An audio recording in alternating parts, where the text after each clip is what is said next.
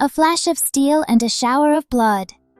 Melphiera's life changes forever when she stares into the glowing eyes of a legendary monster slayer. Is this the start of a nightmare, or the most delicious encounter of her life? In a peaceful, sun-drenched park, Melphiera enjoys a massive sandwich. But this is no ordinary lunch. She is savoring the meat of a toxic monster. A passerby recognizes her and trembles, realizing she is the Voracious Villainess who eats things that should be dead and buried. At the royal harvest banquet, the air is thick with the scent of perfume and expensive wine. While other nobles hunt for partners, Melphiera only has eyes for the buffet. Every bite of the king's feast is a masterpiece, and she intends to try everything on the table. Because her stepmother threatens to send her to a convent, she is supposed to be finding a husband. Instead, the whispers of the crowd follow her like a shadow. Other nobles avoid her like a plague, leaving her to wander alone into the quiet edges of the garden. Deep in the forest clearing, the ground begins to shake. A monster attack triggers a wave of panic as guests flee for their lives. Melphiera spots an elderly couple struggling on the path and rushes to help, placing herself directly in the path of destruction. A mad backhorn emerges from the brush with a terrifying roar. Melphiera shouts to draw its attention away from the civilians. She runs with everything she has, but the beast is too fast, and she finds herself cornered against the cold stone tiles. Just as the claws descend, a silhouette appears against the blinding light. It is Aristide, the blood-mad duke, and he ends the beast with one single, devastating strike. Covered in blood, he looks more like a god than a man, leaving Melphiera breathless with awe. Instead of screaming in terror, Melphiera leans in and warns him about magic toxins in the blood. Her lecture on monster preparation catches him off guard. He is used to people running away, but she is busy worrying about his stomach ache. Aristide offers her a purification potion and invites her to his camp to change her stained clothes. He expects fear, but she responds with a bright smile and an energetic wave. This girl is completely different from anyone he has ever met. When he reveals he knows her as the Voracious Villainess, she does not hide in shame. She proudly admits her love for monster food. The Duke stares in disbelief as she gushes about edible beasts, leaving him totally flustered in the face of her enthusiasm. He takes her hand and leads her under a glowing magical dome for protection. As they talk about the texture of beast meat, Melphiera feels a surge of warmth. For the first time, someone is actually listening to her without judging her. They arrive at the camp and are greeted by Chaos, the Duke's one-eyed attendant. Aristide stays serious and orders Chaos to find Melphiera a fresh dress. Even with bloodstains on her hem, the air between the Duke and Melphiera feels electric. Inside the tent, things get awkward as Aristide starts to undress to wash up. Melphiera turns into a blushing mess with swirly eyes. She tries to hide her face, but she cannot help but admire his powerful physique through the gaps in her fingers. In the armory, she asks if she can learn to fight, but Aristide tells her to leave the monsters to him. He promises to hunt anything she wants to eat, and as she reaches out to him, the moment becomes incredibly tender and intimate. The romance is shattered when Chaos peeks in and starts scolding the Duke for being shirtless around a lady. Both of them freeze in total shock. The spell is broken, and they are left standing in a puddle of pure embarrassment. Aristide presents Melphiera with the monster's head as a gift, and she thinks it is splendid. While the soldiers look on in total horror, she laughs with pure joy. It turns out the fastest way to her heart is through a gruesome trophy. As her carriage pulls away, Aristide hands her a basket of monster jerky and promises to meet again. Melphiera watches him from the window, her heart racing. She finally found someone who understands her cravings. But can a noblewoman and a blood-mad duke truly find love over monster meat? Stay tuned! On a cold mountain pass, Melphiera travels home through the snow in a luxury carriage. Suddenly, her father comes charging through the gates with a look of pure terror.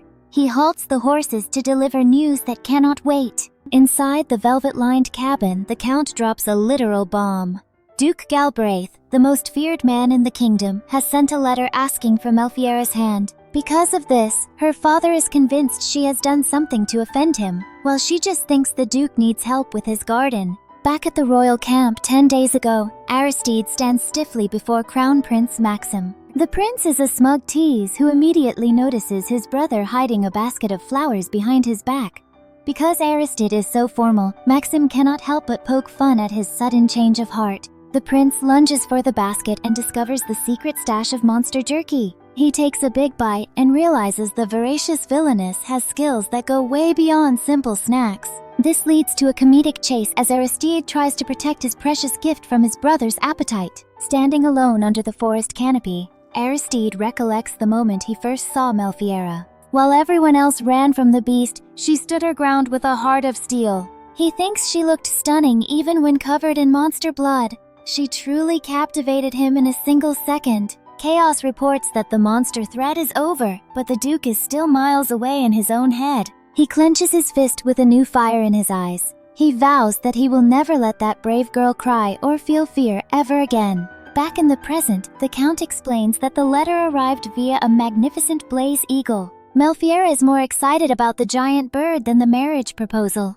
Because her father is so stressed, the tension in the room is high enough to snap. Melphiera retreats to her room to read the Duke's earnest words. He admits he was bored the moment she left and wants to see her immediately. Her heart jumps when she realizes the Duke is arriving tomorrow. As the moon rises, she holds a photo of her late mother. She recollects their dream of turning monster meat into a resource for the hungry. This proposal is her chance to make that dream come true, and she will make it delicious no matter what. Morning light hits the manor as Lady Celia bursts in with a sharp tongue. She insults Melphiera's messy room and calls the Duke a violent animal. Melphiera ignores the insults, focusing only on the sky as a shadow falls over the garden. A flock of glacial dragons descends from the clouds in a majestic display. Aristide waves from the back of his massive mount, looking every bit the legendary warrior. This leads to Melphiera rushing to the window, her breath taken away by the sheer power of his arrival. While Melphiera hides behind the curtains in a blushing mess, Lady Celia changes her tune. Seeing the Duke's status, she coldly decides that she will be the one to marry him instead. Melphiera's eyes sharpen with a new resolve. She won't let her dream be taken away. They meet in the open field surrounded by dragons. Aristide leans in and casually mentions that her hair is unruly and fluffy today. Melphiera is completely stunned by the personal comment, her face turning a bright red in the cold air. The Duke reveals his gift, a live royal moodle with shimmering yellow fur. Melphiera's eyes sparkle with literal stars as she imagines it grilled, stewed, and roasted. Because she is so happy, she pets the creature's soft coat, completely forgetting her embarrassment. Aristide stands before the Count and defends Melphiera with total sincerity. He knows the rumors about her being a villainess and he does not care one bit. He is only interested in her, and his protection makes Melphiera feel a surge of pure hope. He lifts her onto his dragon and they soar toward her research facility. Clinging to him in the wind, Melphiera feels a deep connection forming between them. She is ready to show him everything, her lab, her passion, and the reason she is so obsessed with the monsters of this world. Melphiera brings Aristide to a research courtyard where the stone is etched with a massive magic circle. She reveals a specialized quartz flask used to extract magic and blood simultaneously, impressing the Duke with her knowledge. Because she wants to see his power once more, she shyly asks if he will behead a beast in front of her. In a snowy clearing, the Knights of Galbraith show off their skills by shearing the royal moodle. Aristide explains his men are experts at harvesting resources like pelts and horns just as fast as they end monsters. Melphiera is delighted by the soft fur, finding it unbelievably fluffy. Melphiera gazes at the meat with comically hungry eyes while drooling at the thought of a feast. After a solemn prayer to honor the life being taken, Aristide delivers a sword strike so fast it leaves a trail of blue energy. Melphiera is left breathless by his speed as the beast is finally ready to be prepared. The air glows pink as Melphiera begins the delicate task of removing the monster's magic energy. Disaster strikes when the sheer volume of power causes her flask to crack, but Aristide catches her before she collapses. With his steady presence helping her swap to a spare, the effort succeeds, leaving her beaming with relief. While they observe the perfectly preserved meat, Melphiera explains her mother developed these methods to save their people from a deadly famine. This research began as a fight for survival, but she admits she has grown to love the culinary side of it. Aristide listens with total focus as she shares the legacy of her home. Aristide is stunned to learn that Melphiera only uses her extracted magic energy as simple cooking fuel. He warns her that this concentrated power is strong enough to destroy nations as a weapon. This leads to a comedic moment of horror for Melphiera, who never realized her stove was so dangerous. Aristide vows to show no mercy to anyone who tries to hurt her with malicious rumors. He leans in close to compliment her flaming red hair and green eyes, sending her into a state of total embarrassment. The serious mood vanishes into comedy as she tries to deflect his flirting with swirly eyes and a bright red face. Under the shadows of the mansion, the pair decides to steal a quick snack before the official dinner starts. Aristide reveals a secret blend of spices he swiped from his head chef to make the flavor pop.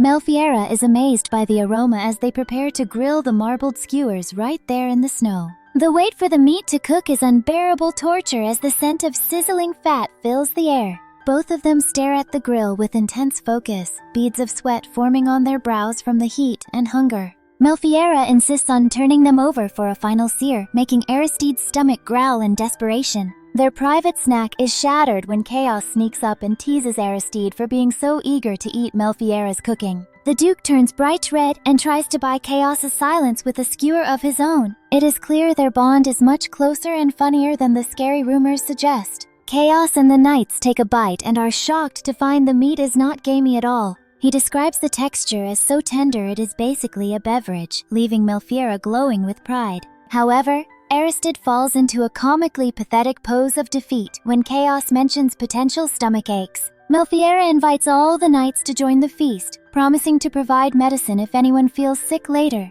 The snowy courtyard erupts into a celebration as the soldiers realize how delicious monster meat can be. The knights are so impressed that they beg Melphiera to teach them her preparation secrets for their next hunt. Inside the lab, Aristide explores a room cluttered with books, vials, and specialized traps. He is surprised to learn that Melphiera often hunts alone and designs her own equipment like the scatspit spikes. He looks at her with genuine interest, fascinated by the mind behind the monster preparation. Over a warm pot of tea, Melphiera explains that many in her land follow animism, which makes eating monsters a taboo. Because of this, even the people she saved often hide the truth out of shame. Aristide realizes the heavy emotional burden she has carried alone since she was a child. Aristide reaffirms his marriage proposal, promising she can research to her heart's content under the Galbraith name. He challenges her to look past his reputation as the blood-mad Duke and asks how she truly feels about him. Melphiera is left stunned by his sincerity as she realizes he truly wants to know the real her. Inside the sunlit room, Aristide leans in close on the tufted leather sofa. Melphiera is totally stunned by how handsome he is. The Duke turns bright red and looks away, breaking his usual cool composure. This leads to Melphiera's brain short-circuiting as she spirals into total embarrassment. Aristide asks if his bloody reputation as a monster slayer scares her. Melphiera looks him right in the eye and declares his work noble. He recollects the chaos of battle, but her kindness makes his heart race. This leaves the legendary warrior visibly shaken and emotional. Melphiera stares into space, realizing this marriage is a research paradise.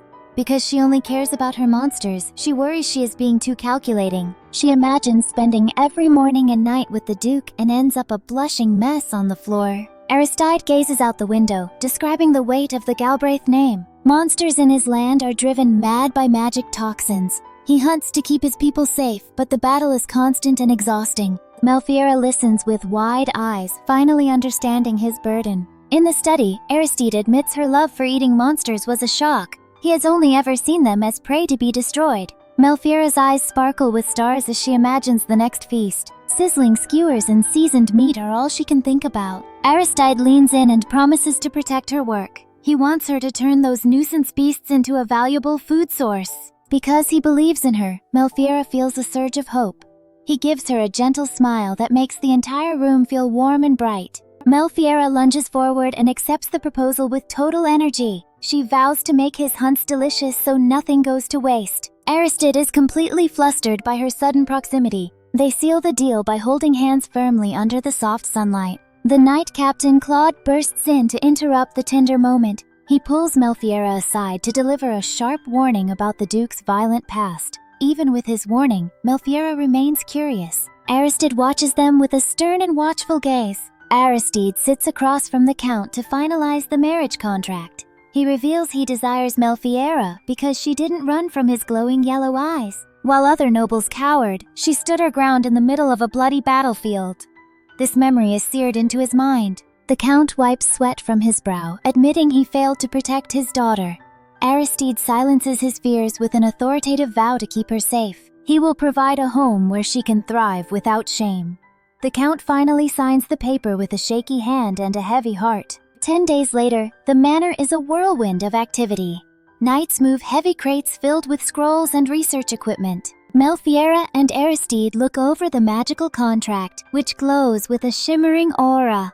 Their bond is now unbreakable and official. The Count lounges on the sofa and reveals a shocking secret. He was the one who spread the rumors to keep her safe. By ruining her reputation, he prevented evil people from stealing her research. Aristide releases a menacing aura while the Count just smiles. Melphiera holds a photo of her mother, feeling a surge of nostalgia. She says a quiet goodbye to her room as the butler Herman arrives to escort her. Walking down the grand hallway, she knows her life is changing forever. She pauses at the door, taking one last look at her past. Lady Celia blocks the path with a cold and judgmental stare. She hides her face behind a lace fan while insulting Melphiera's mother. The stepmother warns that if this marriage fails, a convent is the only destination. Melphiera stands her ground with a determined expression. Outside in the courtyard, the Count gives Melphiera her mother's winter coat. Aristide arrives on the back of a massive dragon to claim his bride. He kneels and kisses her hand, making Melphiera turn bright red. He loves to tease his new fiancée in front of everyone. Aristide offers to dispose of the leftover trash with a magical flare.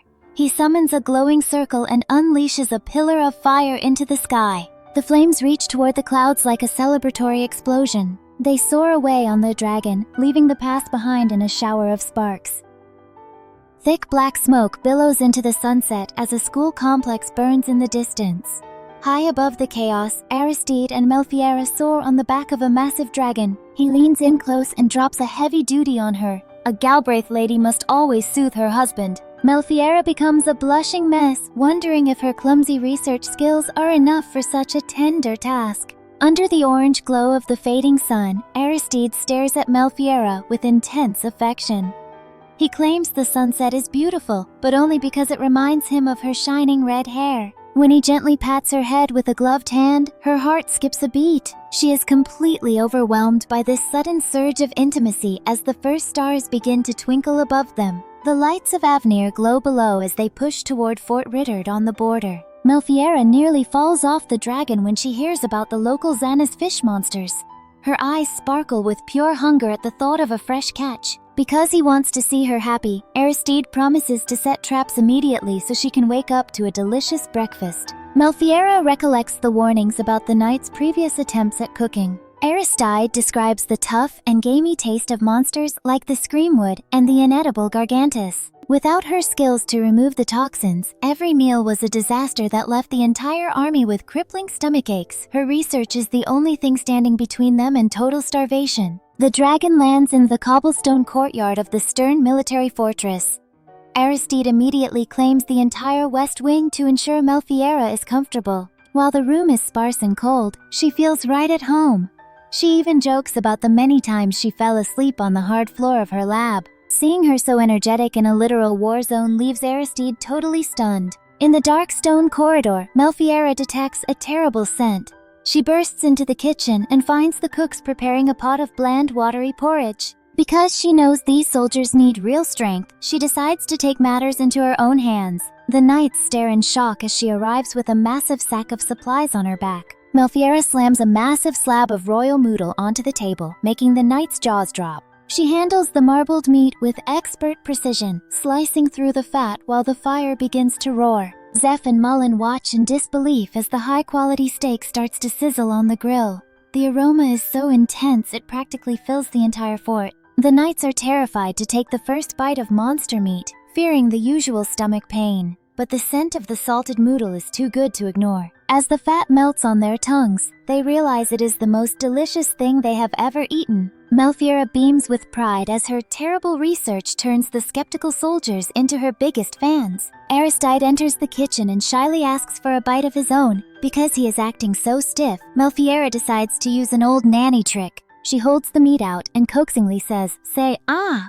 treating the legendary blood-mad Duke like a picky toddler. Aristide turns bright red in front of all his men, completely embarrassed by her playful care. Melphiera takes a deep breath and finally calls him by his first name, Aristide. The sudden drop in formality causes a physical reaction as both of them freeze in place. The Duke grits his teeth and sweats, overwhelmed by the sweetness of the moment. Seeing their cold leader so flustered, the knights can hardly contain their laughter as they prepare for a massive feast. Outside by the crackling campfire, the group enjoys a pot of fragrant noodle rice. Aristide decides to repay the favor by offering Melphiera a spoonful of the meal. She tries to feed herself, but he insists on taking care of her. In the warmth of the firelight, they share a tender and romantic bite that makes the rest of the world disappear. Aristide asks Melphiera to keep using his name in private, even suggesting a nickname. This request sends Melphiera into a state of total nervous energy.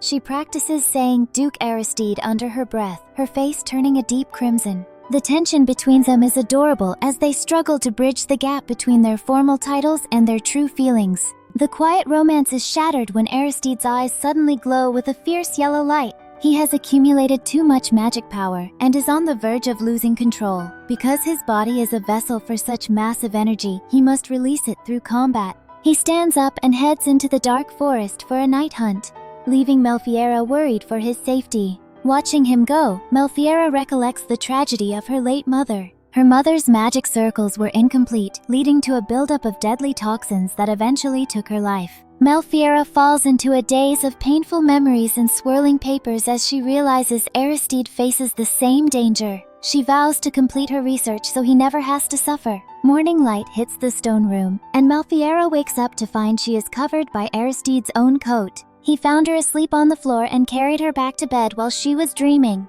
When he finally returns, she rushes into his arms for a tight morning hug.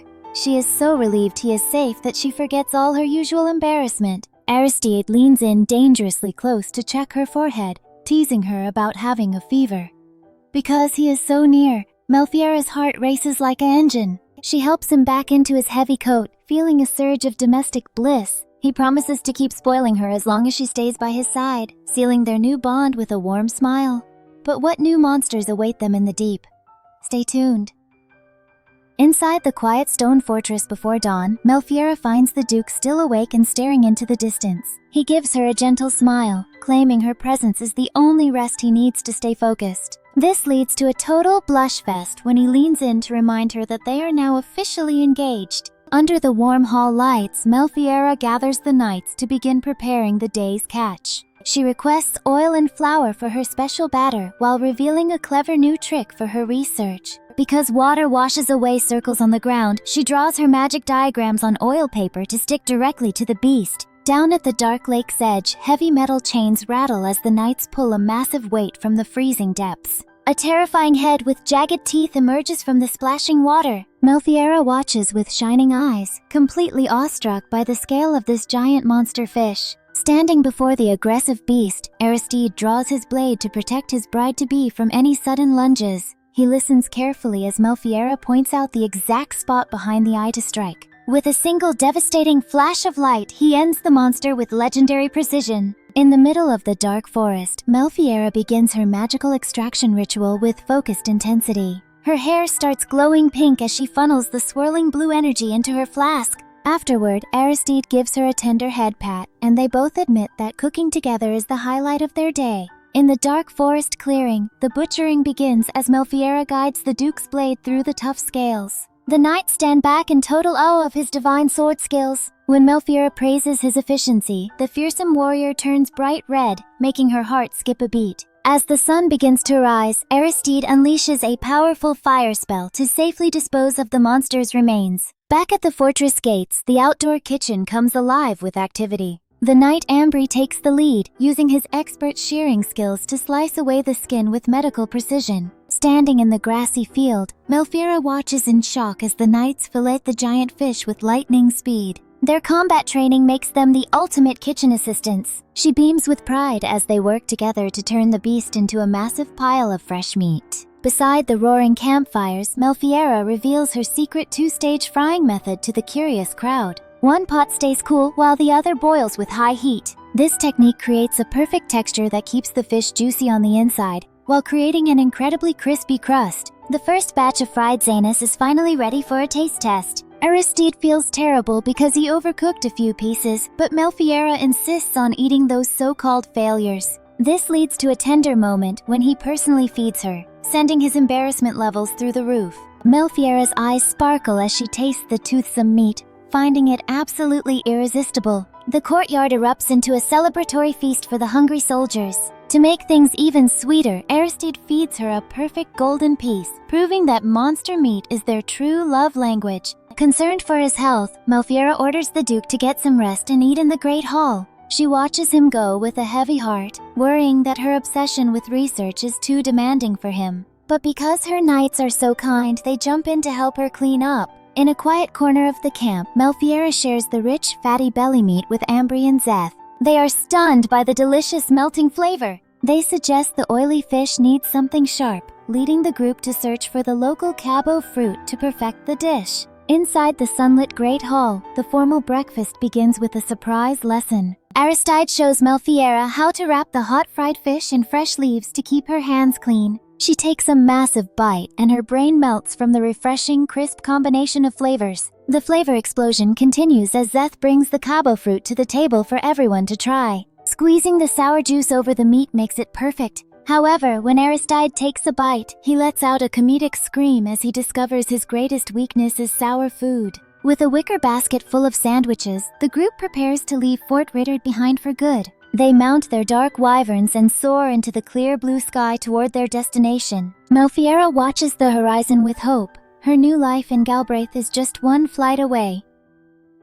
High above the clouds, a group of dark dragons soars toward the Duke's home. Aristide offers Melphiera a small green fruit to keep her refreshed, but his expression shifts to a chibi shock when she asks how he stays awake. He admits to using the sour cabo fruit as a stimulant during his sleepless nights of monster hunting, leaving Melphiera stunned by his lack of rest. Under the vast blue sky, Aristide narrows his eyes with an intense glare when Melphiera suggests riding with other knights. He tells her not to rely on other men, sending her into a giggling fit over his sudden possessiveness. She watches the knights fly in formation, admiring the warm family bond they share with their duke. The atmosphere turns heavy as the dragons glide over the Galbraith border. Aristide reveals the dark history of the Cataclysm, a surge of monsters that destroyed half of his settlements 17 years ago. His father, the previous duke, died in a bloody struggle to contain the beastly tide, leaving Aristide with a solemn vow to never let the tragedy repeat.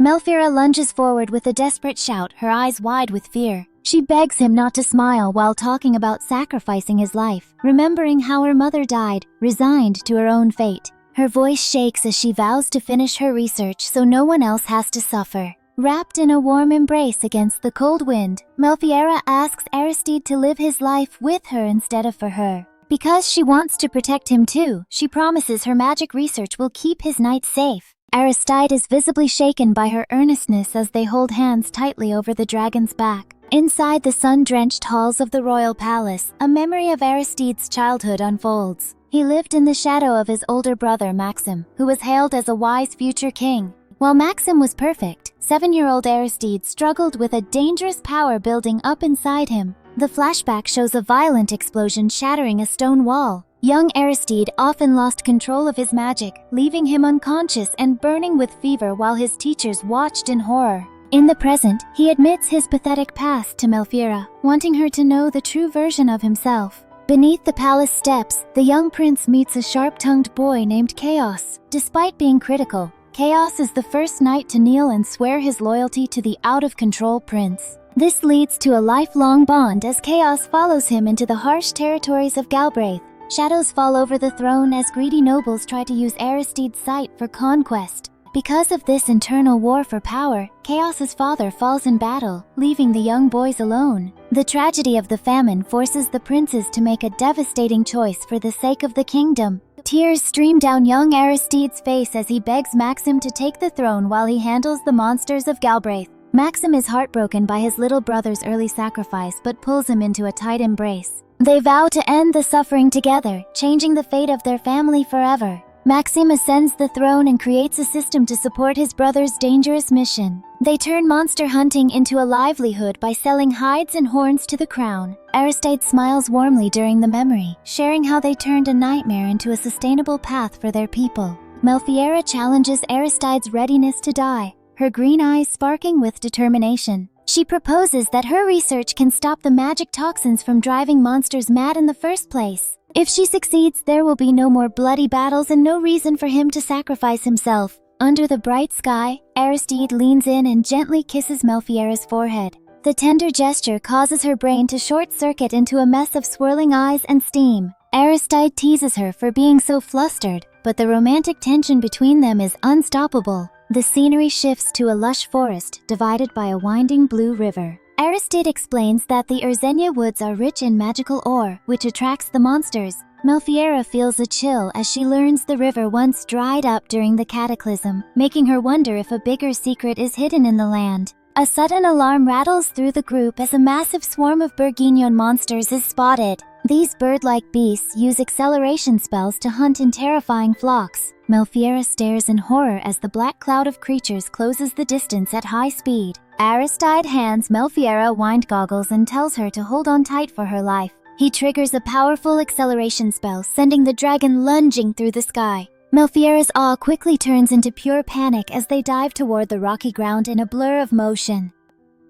High in the blue sky, Aristide and Melphiera race away from a massive swarm of black birds. Because the speed is so intense, Melphiera nearly loses her lunch while clutching the dragon's back. But even in the middle of a panic attack, she cannot stop thinking about how delicious these monsters would taste fried and salted. The bourguignon monsters are closing in and they refuse to give up. Aristide decides it is time to go on the offensive and orders his knights to drive them off. Melphiera feels a surge of raw power as the Duke's eyes glow with an intense yellow light. The wind is biting and cold as the knights fire glowing projectiles at the flock. Because they are moving so fast, their accuracy is terrible against the sheer number of monsters. Aristide has dropped his protective shielding to focus purely on acceleration, leaving them exposed to the elements. Melphiera feels like a total burden because her belongings are slowing down the dragons. This leads to a desperate plan to throw her luggage at the birds as a distraction. She reveals that her bags are rigged with alchemical traps designed to explode. Aristide leans in close and refuses to let her put herself in danger. He gives her a gentle smile and whispers that they are almost at the defense line.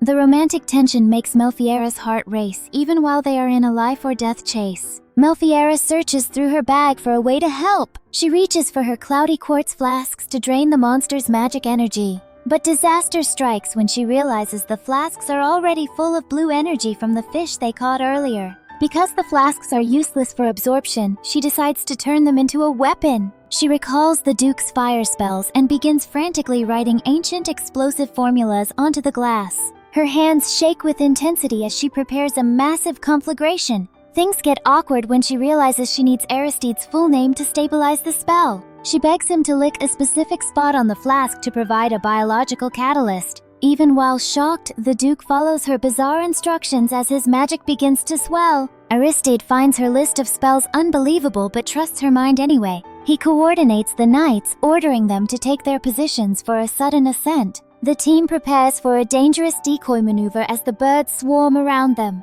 Mullen lunges forward to act as a decoy while the monsters screech in pursuit. Aristide vows to make them pay for frightening his fiancée and unleashes a devastating strike. He throws the modified flask, triggering a blinding white explosion that shatters the sky. The bourguignon swarm is completely incinerated in a massive blue energy blast. Because of Melphiera's malformed magic circle, the power is far greater than anyone expected. The knights look on in total ennui as the threat vanishes in a shower of sparks. Floating high above the forest, Melphiera realizes she has accidentally created a weapon of mass destruction. She used to see this energy as just a byproduct for her cooking. Now, she is stunned by the reality that her research could destroy entire nations. Aristide gives her a tender head pat and promises to protect her work. He explains that this energy can be used for everyday good, like lighting fires and heating homes during the winter. Melphiera is filled with joy knowing her passion will help the people of Galbraith. Suddenly, chaos arrives on the back of a majestic blaze eagle.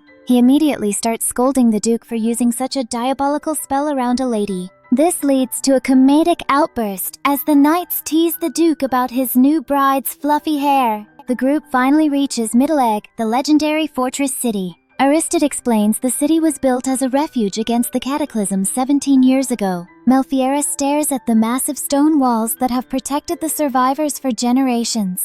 They soar through the military gates under a shimmering magical dome. Below them, townspeople and children wave with bright smiles as they go about their daily lives. Melphiera finally understands the community Aristide protects, and her new home is beautiful.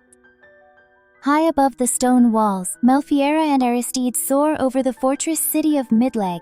Below them, a bustling marketplace thrives with life and farms. Because animism is rare in these cold lands, the Duke explains that the stigma against eating monsters persists regardless of belief. This realization leaves Melphiera in total AW as she looks down at the heart of her new home. Back on solid ground, Melphiera catches the Duke's dragon staring at her luggage with sparkling eyes. She realizes the massive beast is craving a taste of that salted royal noodle. Aristide admits his mount is just as much of a glutton as he is, leading to a comedic moment of sharing snacks with the proud creature. The dragon looks incredibly satisfied as it gulps down the treat. Walking across the drawbridge, Melphiera spots Bacta fish swimming in the clear moat water. Her culinary brain immediately wonders if they would taste better stewed or fried. This leads to a sudden shock when she peers into the reflection and catches a glimpse of her own appearance for the first time since the flight. Melphiera enters a state of total panic because her hair is a frizzy, tangled mess. She realizes her ribbon must have snapped during the high-speed acceleration spell. She starts imagining a horror story where she is tossed into a dungeon as an unkempt wench before even meeting the staff. Her swirly eyes and frantic gasps make her internal crisis feel like the end of the world. She tries to tell Aristide about her unruly hair, but the Duke is too focused on the fish. He casually mentions that the Bacta are delicious when cooked into a hearty stew. Because he is so unfazed by her messy look, Melphiera manages to squeak out a request for a quick snack despite her massive social anxiety. When Melphiera finally asks for a place to change, Aristide's face turns into a comedic mask of horror. He realizes he has been totally inconsiderate of her needs as a lady. He lunges toward his knights and shouts for the Blanche Corps to handle this national emergency immediately, his shark-tooth scream echoing through the stone courtyard. The Duke apologizes profusely, explaining that his castle has only housed soldiers for decades. Melphiera is deeply touched by his sincere worry and the weight of becoming the first duchess in generations. In the soft light of the bridge, they share a tender moment of understanding that makes her heart skip a beat. The Blanche Corps arrives with a shower of imaginary roses. Captain Blanche Lucibel is so handsome that Melphiera's mind goes completely blank like a sheet of paper. Knights Natalie and Lillian salute with pride, promising to serve her as their princess, instead of using a boring title like Madam. Their energy is so bright it almost blinds the poor girl. Aristide entrusts her to the group, but then he goes for a chivalrous hand kiss. Melphiera turns into a bright red blushing mess in front of the new knights. While she screams internally, the soldiers look on with deadpan expressions, totally used to their Duke's sudden romantic streaks. Inside the castle, Melphiera is led to her new quarters, and the room is unbelievably adorable. It is filled with soft pink curtains and luxurious furniture. The contrast between this cozy paradise and the rugged fortress outside makes her green eyes sparkle with pure joy. Melphiera hesitates to step on the plush carpet because her shoes are so dirty. Without a second thought, Captain Blanche sweeps her up in a bridal carry. She becomes a faceless mess of embarrassment as he whisks her across the room with a charming smile. The Blanche Corps declares their total loyalty to Melphiera, vowing to be her sword and shield. They kneel on the pink carpet in a formal display of knightly devotion. Their commitment is so intense that the air in the room feels heavy and solemn as they dedicate their lives to her protection. Captain Blanche offers his sword as a symbol of his life, but Melphiera freezes as a dark vision of a looming monster flashes in her mind. She refuses to take the blade just yet, insisting that she must earn their trust first. She wants them to recognize the real her before she accepts such a heavy burden, leaving the knights stunned by her noble spirit. She suddenly notices the exquisite craftsmanship of Blanche's sword and asks if it was forged by the same smith as Aristide's. Her eyes fill with sparkling crosshatch patterns as she reveals her true motive. She wants a high-quality blade for butchering monsters. Blanche can only stand there in total dejection as she feverishly takes notes about the local smithy. Blanche begins brushing her hair, mentioning he has experience from raising his own children. Melphiera is shocked to learn the handsome captain is a married father of 2. This leads to a funny moment of disbelief as she realizes the hardships of being a knight in the monster-infested north. She watches her reflection in the mirror, stunned by the gentle care of her new guardian. Melphiera gushes about her passion for monster meat, and instead of running away, Lillian is thrilled. The room erupts with energy as Melphiera invites the entire Blanche Cour to a future feast of sweet screamwood fruit. Their shared excitement over culinary monsters binds them together. But can a feast truly bridge the gap between a villainess and her knights? Stay tuned.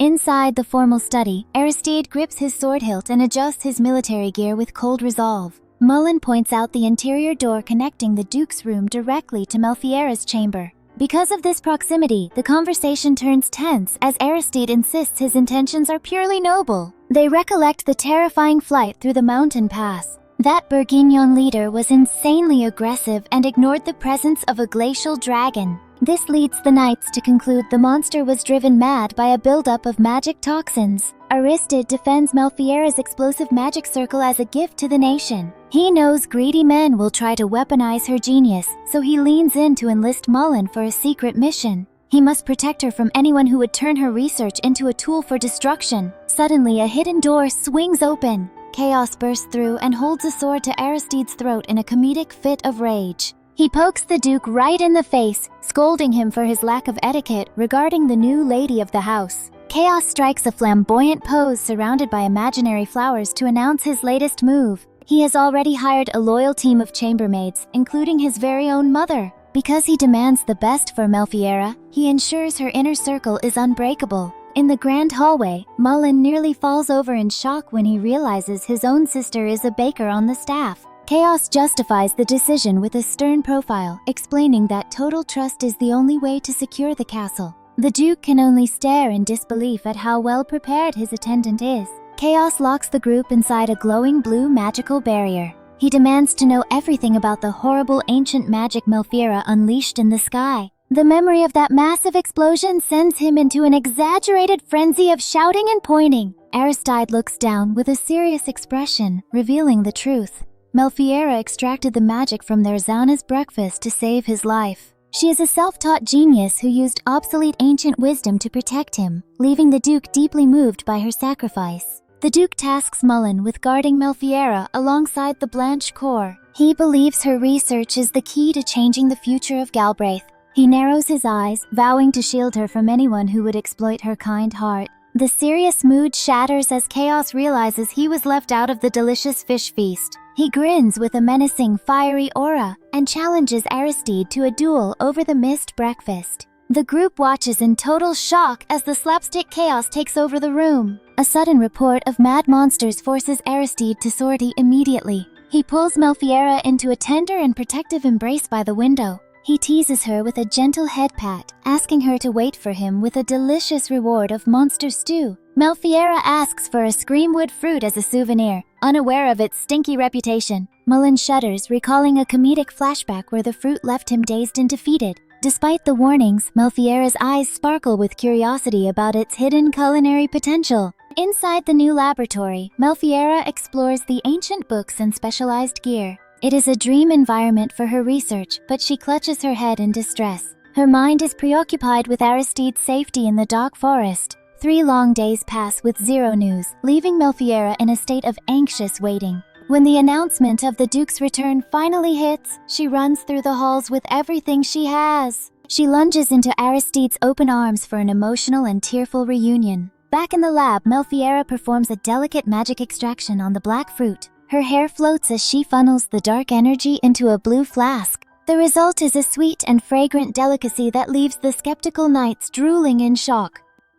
Inside the quiet research room, Melphiera begins the delicate preparation of the dark screamwood fruit. She explains that the exterior magic is gone, but the seed within still bursts with power. Back at the preparation table, Captain Blanche delivers a stern culinary lesson to young Lillian. He handles the blade with precision, explaining that a knight must master the kitchen just as well as the battlefield. Under the bright laboratory lights, Melphiera reveals her specialized magic measuring tool. This finely crafted needle detects energy levels instantly, a discovery she hopes will make monster meat safe for every family. Suddenly, a sweet aroma fills the entire room as the fruit is sliced open.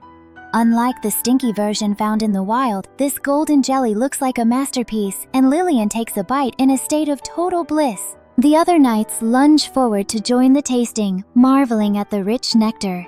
Melphiera smiles as they realize her purification process has stripped away every bit of that bitter acridity. Near the ornate windows, Melphiera demonstrates how she uses magic circles and cooling flasks to lock in the freshness. She is glowing with excitement, eager to share this sugary treasure with the Duke. Blanche and Natalie kneel in a formal apology, admitting they were wrong to judge her research. Melphiera graciously tells them there is no need for guilt because they simply didn't know the real her yet. In a playful burst of energy, Melphiera jokes about committing evil acts, like opening every window in the castle.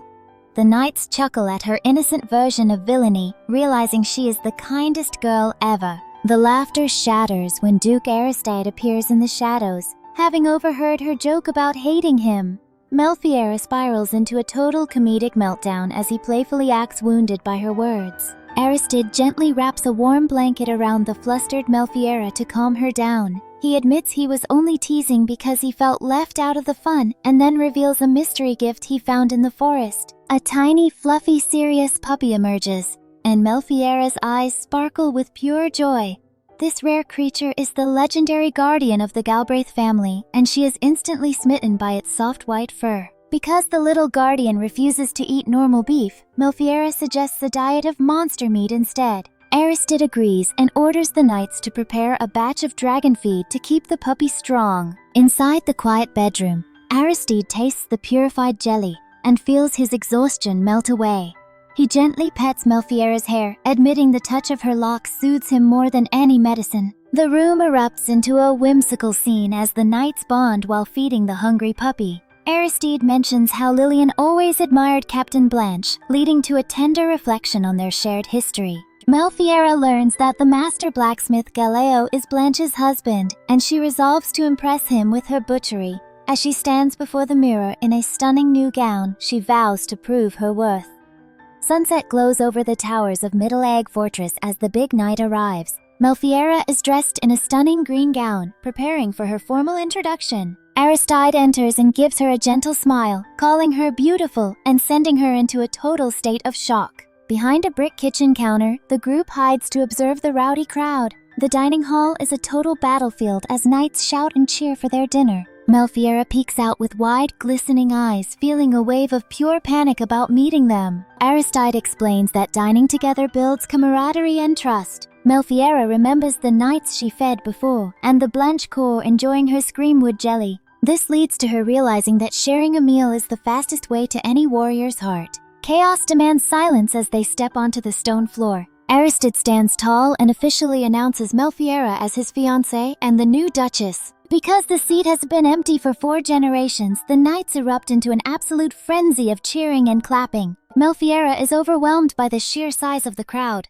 Aristide notices her struggle and suddenly scoops her up in a bridal carry so everyone can see her. She turns into a blushing mess with swirly eyes while the knights tease the Duke for seducing such a fluffy princess. Melphiera finds her courage and vows to make this land her final resting place. Her heartfelt sincerity leaves the room in stunned silence before the knights raise their wooden mugs. The hall explodes into a boisterous celebratory toast for their new lady. Breaking all noble protocol, Melphiera asks to dine at the common tables. Aristide supports her with a playful wink and promises they will eat together every single day. She beams with pure bliss as they are framed by a dreamy romantic aura in the middle of the feast. Over the stew, the knights beg for the story of how their romance began. Melphiera recollects the first hunt where Aristide beheaded the Backhorn. She admits he looked so handsome covered in blood that her heart fluttered right then and there. The jovial mood is shattered when the giant blacksmith Galileo Lusable arrives. He slams 2 jars of preserved snakes onto the table as a test of her spirit. Aristide looks on with total alarm, terrified his bride might actually try to drink the lethal brew. Melphiera identifies the Kyle-Still snake wine immediately and is actually excited.